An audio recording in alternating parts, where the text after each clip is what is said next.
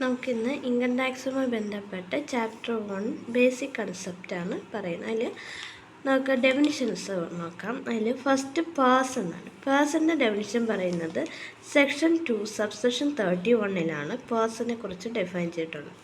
SSC ആണെങ്കിൽ section 2 subsection 7, assessment year ആണെങ്കിൽ section 2 subsection 9. അപ്പോൾ 3 കാര്യങ്ങൾ ഓർക്കുക ഡെഫിനിഷൻസ്. അപ്പോൾ സെക്ഷൻ 2 സബ്സെക്ഷൻ 31 ഡിഫൈൻ ചെയ്യുന്നത് എന്താണെന്ന് ചോദിച്ചു കഴിഞ്ഞാൽ പേഴ്സൺ. സെക്ഷൻ 2 സബ്സെക്ഷൻ 7 ഡിഫൈൻ ചെയ്യുന്നത് എന്താണെന്ന് ചോദിച്ചു കഴിഞ്ഞാൽ SSC.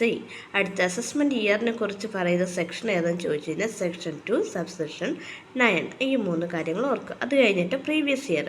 അപ്പോൾ സെക്ഷൻ 3 എന്തിനെക്കുറിച്ച് ഡിഫൈൻ ചെയ്യുന്നു എന്ന് ചോദിച്ചു കഴിഞ്ഞാൽ പ്രീവിയസ് ഇയർ. എന്താണ് പ്രീവിയസ് ഇയർ?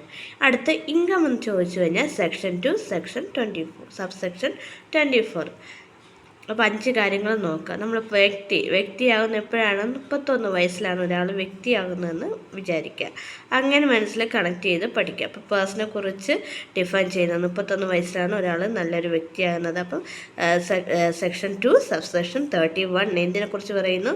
പേഴ്സൺ 31 ഒരു നല്ല വ്യക്തിയാകുന്നത്. അപ്പോൾ സെക്ഷൻ 2 സബ്സെക്ഷൻ 31. അസസ്മെൻറ്റ് ഇയർ എന്ന് പറഞ്ഞാൽ എന്താണ്? അസസ് ചെയ്യുന്നത് 7-ാം വയസ്സിലാണ് നമ്മൾ അസസ് ചെയ്യുന്നതെന്ന് വിചാരിക്കുക. അപ്പോൾ സെക്ഷൻ 2 സബ്സെക്ഷൻ 7. അസസ്മെൻറ്റ് ഇയർ പറയുമ്പോൾ രണ്ടും കൂടെ കൂട്ടുക, സെക്ഷനും സബ്സെക്ഷനും കൂടെ കൂട്ടുക. സെക്ഷൻ 2 സബ്സെക്ഷൻ 9 ആണ് അസസ്മെൻറ്റ് ഇയർ. പ്രീവിയസ് ഇയർ എന്ന് പറഞ്ഞത് 3 എന്താണ്? Previous year section 3. ഇൻകം ചോദിക്കുകയാണെങ്കിൽ 24-ാമത്തെ വയസ്സിൽ ഇൻകം ഏൺ ചെയ്യുന്നു എന്ന് പറഞ്ഞ് അങ്ങനെ കണക്ട് ചെയ്യുക. അപ്പം ഇൻകം ഏതാണ്? Section 2 subsection 24. ഇത് 4 എന്ത് ചെയ്യുക? സെക്ഷൻസ് ഓർത്ത് വയ്ക്കുക. അടുത്ത് പറയുന്നത് average rate of income tax section 2 subsection 10. എന്താണ് average rate of income tax section 2 subsection 10. അടുത്ത maximum natural rate section 2 subsection 29C. Maximum marriage വയസ്സ് എത്രയെന്ന് നോർത്താൽ എന്താണ്? 29. അങ്ങനെ നമ്മൾ ചുമ്മാ എന്ത് ചെയ്യുക? കണക്ട് ചെയ്ത് നോക്കാം. Maximum marginal rate section 2 subsection 29C. അടുത്ത ഗ്രോസ് ടോട്ടൽ ഇൻകം ഏതാണ്? 14 സെക്ഷൻ 14. ഇനി ടോട്ടൽ ഇൻകത്തിൽ ഡിഡക്ഷൻസ് പറയുന്നത് 80 സെക്ഷൻ 80 ഡിഡക്ഷൻസ് പറയുന്നത്. ഇനി എന്താണ് വ്യക്തി? ആരൊക്കെയാവാം വ്യക്തികൾ? വ്യക്തി എന്ന് പറയുന്നത് എന്താണ്? ഒരു ഇൻഡിവിജ്വൽ ആവാം, അല്ലെങ്കിൽ ഹിന്ദു അൺഡിവൈഡഡ് ഫാമിലി ആവാം, അല്ലെങ്കിൽ ഏതെങ്കിലും ഒരു ആർട്ടിഫിഷ്യൽ പേഴ്സൺ, ജുഡീഷ്യൽ പേഴ്സൺ ആവാം, അതല്ലെങ്കിൽ അസോസിയേഷൻ ഓഫ് പേഴ്സൺസ് ആവാം, അതല്ലെങ്കിൽ ഫേംസ് ആവാം. ഫേം എന്ന് പറഞ്ഞാൽ പാർട്ട്ണർഷിപ്പ് ഫേം ആവാം, കമ്പനി ആവാം, ലോക്കൽ അതോറിറ്റീസും ആവാം. ഒരു വ്യക്തി. അപ്പോൾ പേഴ്സൺ ഏതാണ്? പേഴ്സൺ നമ്മൾ പറഞ്ഞു സെക്ഷൻ 31 സബ്സെക്ഷൻ 31 പേഴ്സണെ കുറിച്ച് പറയുന്നത്. അപ്പോൾ സെക്ഷൻ 2 സബ്സെക്ഷൻ 31 പ്രകാരം വ്യക്തി എന്ന് പറയുന്ന ആരൊക്കെ ആവാം? ഇൻഡിവിജ്വൽ ആവാം, HUF ആവാം, ആർട്ടിഫിഷ്യൽ ജുഡീഷ്യൽ പേഴ്സൺ ആവാം, അസോസിയേഷൻ പേഴ്സൺ ആവാം, ഫേം ആവാം, കമ്പനി ആവാം, ലോക്കൽ അതോറിറ്റീസും ആകാം. ഇനി അടുത്ത് HUF എന്ന് പറയുന്നത് ഏതൊക്കെയാണ്? HUF എന്ന് പറയുന്നത് എന്താണ്? ഒരു സീനിയർ ആയിട്ടുള്ള ഒരു വ്യക്തി ഉണ്ടായിരിക്കും. അയാളാണ് കറുത്ത. അയാളുടെ കീഴിലാണ് ബാക്കിയുള്ളവർ വരുന്നത്. അവർ പറയുന്നത് കോ പാർട്ട്നേഴ്സ് എന്ന് പറയുന്നു. അപ്പോൾ ഹിന്ദു ലോ അനുസരിച്ചിട്ടുള്ള ഒരു കമ്പനിയാണ് HUF എന്ന് പറയുന്നത്.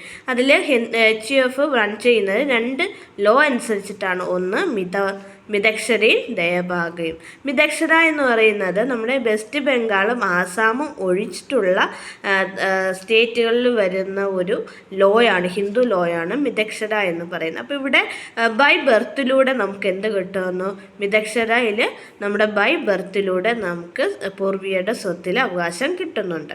അത് കാരണമുള്ളപ്പോൾ തന്നെ എന്ത് ചെയ്യുന്നു? നമുക്ക് സ്വത്ത് കൈമാറ്റം, അതായത് നമുക്ക് റൈറ്റ് ടു യൂസ് ആണ് ഏതെന്ന് പറയുന്നത് മിതക്ഷര എന്ന് പറയുന്നത്. നമുക്ക് എന്ത് ചെയ്യുന്നു? കാരണവരൊക്കെ ഉള്ളപ്പോൾ തന്നെ നമ്മുടെ സ്വത്തിന് അവകാശം ലഭിക്കുന്നു. എന്നാൽ ദയഭാഗം എന്ന് പറയുന്നത് എന്താണ്? നമ്മൾ വെസ്റ്റ് ബംഗാളിൽ നമ്മൾ നേരത്തെ പറയും മിതക്ഷര എന്ന് പറയുന്നത് ബംഗാളിലും ആസാമിലും ഒഴിച്ചിട്ടുള്ളതെന്ന് പറയുന്നത്. അപ്പോൾ അവിടെ ഏതായിരിക്കും? ദയഭാഗയാണ്. അതായത് വെസ്റ്റ് ബംഗാളിലും ആസാമിലും ഫോളോ ചെയ്യുന്ന ഒരു HUF ഹിന്ദു ലോയാണ് ദയഭാഗ എന്ന് പറയും. അപ്പോൾ ഇവിടെ എന്ത് ചെയ്യുന്നു? ദയഭാഗയിൽ നമ്മൾ എവിടെയാണ്? ഡി ആണ് ഇല്ലേ. അപ്പോൾ ഡി എന്ന് പറയുന്നത് നമ്മുടെ കാരണവർ മരിച്ചു കഴിഞ്ഞാൽ മാത്രം after the death of the senior മാത്രമേ നമുക്ക് എന്ത് കിട്ടുന്നുള്ളൂ, റൈറ്റ് കിട്ടുന്നുള്ളൂ. എന്തിനുള്ള? സ്വത്തിനുള്ള റൈറ്റ്. മതി ഇവിടെ ആണെങ്കിലും മിതക്ഷരയിൽ നമ്മൾ ജനിച്ച ഉടനെ നമുക്ക് എന്ത് കിട്ടും? ഈ പറഞ്ഞ പോലെ സ്വത്തിന് റൈറ്റ് കിട്ടും. പക്ഷെ ദയഭാഗയിൽ എന്ത് ചെയ്യുന്നില്ല, അങ്ങനെ റൈറ്റ് കിട്ടുന്നില്ല. ഇനി അടുത്ത് ഫേം എന്ന് പറയുന്നത് എന്താണ്? ഫേം എന്ന് പറയുന്നത് ഒരു പാർട്ട്ണർഷിപ്പ് ഫേമാണ്. ലിമിറ്റഡ് ലയബിലിറ്റി പാർട്ട്ണർഷിപ്പ് ആക്ട് എന്നാണ് 2008 section 2 subsection 23 minor admitted to the benefit of existing partnership would also be treated at a partner. Section 2 subsection 23 minor നമ്മൾ എന്ത് ചെയ്യുന്നു? പാർട്ട്ണറായിട്ട് അഡ്മിറ്റ് ചെയ്യുകയാണെങ്കിൽ, അത് പാർട്ട്ണർഷിപ്പിൽ എന്ത് ചെയ്യുന്നു? എക്സിസ്റ്റിംഗ് പാർട്ട്ണറായിട്ട് അഡ്മിറ്റ് ചെയ്യുകയാണെങ്കിൽ അയാളെ എന്തായിട്ട് ട്രീറ്റ് ചെയ്യണമെന്നാണ്? പാർട്ട്ണറായിട്ട് തന്നെ ട്രീറ്റ് ചെയ്യണമെന്നാണ് പറയുന്നത്. അത് ഏത് സെക്ഷനാണ്? Section 2 subsection 23. ഇനി അടുത്ത് അസോസിയേഷൻ ഓഫ് പേഴ്സൺ. ഒരു കോമൺ ഗോളിന് വേണ്ടിയിട്ട് രണ്ടോ അതിലധികമോ വ്യക്തികൾ ഒരുമിച്ച് ചേരുവാണെങ്കിൽ അത്തരത്തിലുള്ളതിനെയാണ് ഒരു അസോസിയേഷനെയാണ് നമ്മൾ എന്തെന്ന് പറയുന്നത്? അസോസിയേഷൻ ഓഫ് പേഴ്സൺസ് എന്ന് പറയുന്നത്. ഇനി ബോഡി ഓഫ് ഇൻഡിവിജ്വൽ എന്ന് പറഞ്ഞാൽ എന്താണ്? നമ്മുടെ എക്സിക്യൂട്ടീവ്സ് ഉണ്ട് അല്ലേ, ട്രസ്റ്റി ഉണ്ട്, എക്സിക്യൂട്ടീവ്സ്, അവരുടെ ഒരു അസോസിയേഷനാണ് ബോഡി ഓഫ് ഇൻഡിവിജ്വൽ എന്ന് പറയുന്നത്. അപ്പോൾ അവർക്ക് എന്താ ഉണ്ടാകണം? ചിലപ്പോൾ ഒരു കോമൺ ഗോൾ ഉണ്ടായിരിക്കാം, ചിലപ്പോൾ എന്തില്ല, കോമൺ ഗോളും കാണത്തില്ല. അങ്ങനെ ഒരു എക്സിക്യൂട്ടീവ്സ് അല്ലെങ്കിൽ ട്രസ്റ്റിയൊക്കെ ഒരുമിച്ച് വരുന്നതിനാണ് ബോഡി ഓഫ് ഇൻഡിവിജ്വൽ എന്ന് പറയുന്നത്. അസോസിയേഷൻ ഓഫ് പേഴ്സൺ എന്ന് പറയുന്നത് ഒരു കോമൺ ഗോളോട് കൂടി രണ്ടോ അതിലധികമോ വ്യക്തികൾ ഒരുമിച്ച് ചേരുവാണെങ്കിൽ അത് അസോസിയേഷൻ ഓഫ് പേഴ്സണും, അതേസമയം നമ്മുടെ എക്സിക്യൂട്ടീവ്സോ അല്ലെങ്കിൽ ഡയറക്ടേഴ്സോ ഒക്കെ വരുന്നതാണ് ബോഡി ഓഫ് ഇൻഡിവിജ്വൽ എന്ന് പറയുന്നത്. അവിടെ എന്ത് ചെയ്യാം? കോമൺ ഗോൾ ചിലപ്പോൾ കാണാം, ചിലപ്പോൾ കാണാതെ ഇരിക്കാം. ഇനി പറയുന്നത് ലോക്കൽ അതോറിറ്റി. ഇൻഡിവിജ്വലിൻ്റെ അടുത്ത ആളാണ് ലോക്കൽ അതോറിറ്റി. അതാരൊക്കെയാണ്? മുനിസിപ്പൽ കമ്മിറ്റി ആവാം, ഡിസ്ട്രിക്ട് ബോർഡ് ആവാം, അല്ലെങ്കിൽ പാർട്ട് അതോറിറ്റീസും പോർട്ട് അതോറിറ്റീസും ആരാവാം? Local authorities. പോർട്ട് അതോറിറ്റീസോ ഡിസ്ട്രിക്ട് ബോർഡോ മുനിസിപ്പൽ കമ്മിറ്റി ആകാം. ഇനി പറഞ്ഞ ആർട്ടിഫിഷ്യൽ ജുഡീഷ്യൽ പേഴ്സൺ. അതാരൊക്കെയാണ്? നമ്മുടെ യൂണിവേഴ്സിറ്റി, ഹിന്ദു ഡേറ്റ്, അതുപോലെ ബാർ കൗൺസിൽ. അതായത് ബാർ കൗൺസിൽ പിന്നെ യൂണിവേഴ്സിറ്റിയും ഒക്കെയാണ് ഏതിൽ വരുന്നത്? ആർട്ടിഫിഷ്യൽ പേഴ്സൺസിൽ വരുന്നത്. ഇനി അടുത്ത് അസസി. നമ്മൾ ഇൻഡിവിജ്വൽ ആരെന്ന് കണ്ടു അല്ലേ. ഇനി ആരാണ് അസസി? അസസി എന്ന് പറയുന്നത് എന്താണ്? Person liable to pay tax. ആരാണോ ടാക്സ് കൊടുക്കാൻ ലയബിളായിട്ടുള്ളത് ആ വ്യക്തിയാണ് അസസി എന്ന് പറയുന്നത്. ഏതിലാണ്? Section 2 subsection 7. ഇനി അസസ്മെൻറ്റ് ഇയർ എന്ന് പറഞ്ഞാൽ എന്താണ്? 12 month commencing on the first day of April. അതായത് നമ്മുടെ 12 month 12 മാസം commencing from the date of April തുടങ്ങിയ 12 മാസത്തെയാണ് അസസ്മെൻറ്റ് ഇയർ എന്ന് പറയുന്നത്. സെക്ഷൻ 2 സബ്സെക്ഷൻ 9 ഏത് പറയുന്നത്? അസസ്മെൻറ്റ് ഇയറിനെ കുറിച്ച് പറയുന്നത്. ഇനി എന്താണ് പ്രീവിയസ് ഇയർ? സെക്ഷൻ 3 പ്രീവിയസ് ഇയറിനെ കുറിച്ച് പറയുന്നത്. ഏതാണ്?